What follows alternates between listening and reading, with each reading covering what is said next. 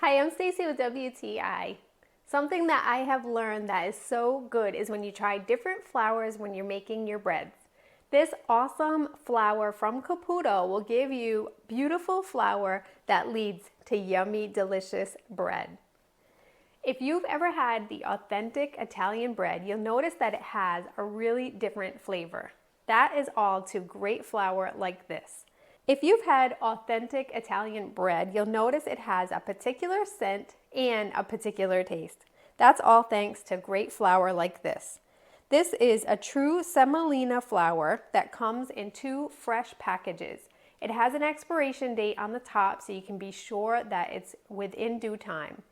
But in addition, the flour is beautiful. When you open that bag, you can smell the freshness of it, and you can tell by that texture that it's just perfect and ready for you to bake with. Once you actually try the bread that you've made from it or your other baked goods, you can really tell a difference when you smell the bread. It just smells so delicious. I'm really happy and pleased that I can find this online and that I can work with this flour and really get excellent results from using it. Whether you've always bought semolina or you want to practice, then go with this brand. This is a beautiful, authentic brand.